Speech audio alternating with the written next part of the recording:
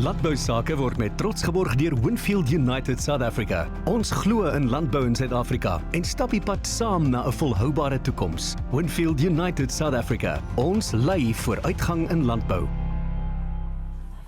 Soos julle gehoor het, gesels ek met Dr. Marcel Hatting. Goeiemôre Marcel, dit is heerlik om jou weer hier by ons te hê. Dankie Annika, is altyd lekker om op bytsake saam te kom kuier. Nou vandag gesels ons 'n bietjie oor opvolgbeplanning, veral in landbou en in die agri-sektor. Ja. Maar hoe verskil opvolgbeplanning van byvoorbeeld personeelwerwing? Ja, dit is iets nogal in die personeelwêreld wat baie kere de mekaar is. Personeelwerwing is letterlik, ek het 'n pos beskikbaar, of dit nou op 'n plaas of binne 'n landboufabriek mag wees, en ek het letterlik net 'n nuwe paar hande nodig om die werk te kom doen. Opvolgbeplanning het natuurlik daai gedeelte ook. Jy kan nie laat 'n plaashoof of uitvoerende leier aanbeweeg en iemand in die rol sit wat nie die meriete en die ervaring het nie. Maar die oomblik as ons van opvolgbeplanning praat ons eintlik meer van een generasie leierskap wat na 'n volgende generasie leierskap moet gaan. As jy miskien in 'n klein primêre boerdery kyk, 'n pa miskien wat die land geboer het vir klomp jare, het die hoop dat sy seun of dogter miskien sal oorvat en aanhou met daai nalatenskap binne in dit. En op die oomblik in Suid-Afrika begin ons bietjie negatiewe patrone sien rondom hoe opvolgbeplanning nou besig is om te gebeur. So kan jy vir ons 'n beeld skets van opvolgbeplanning wat tans in die landbousektor in ons land plaasvind?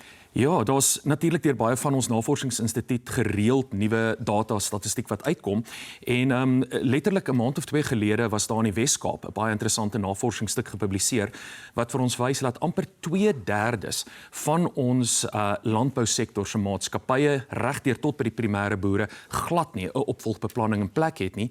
Helfte van hulle weet nie eers waar om te begin om dit in plek te kry nie.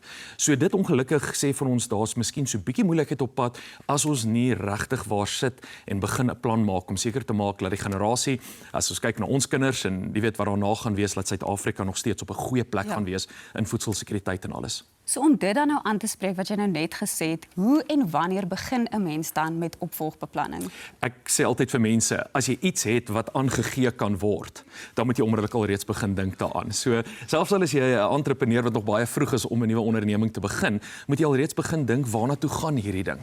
En baie kere natuurlik in ons landbousektor is dit van 'n familiebloedlyn om te kyk wat gebeur met die kinders, wat is hulle ambisies, waarna toe wil hulle gaan. En as ons sien dat die familiebloedlyn nie meer daar gaan wees nie, moet ons die vraag begin vra, wie is die ander plaaswerkers of wie se bestuurder wat ons kan inkry, en dan moet ons begin vra ook wie gaan op die einde van die dag die eienaarskap. Ons weet almal van die land en die grondkwessies wat op die oomblik is, maar wie moet aangaan om die eienaarskap te vat, laat daai, gaan ons sê weer eens, primêre landbou kan voortgaan om nog steeds die lewering van kos te kan doen. Marcel, baie dankie dat jy vandag met ons kom gesels het. Dis 'n groot plesier, en ek wil ook dankie sê net vir Winfield United en die geleentheid wat hulle ons gun vir hierdie gesprek vanoggend. Natuurlik.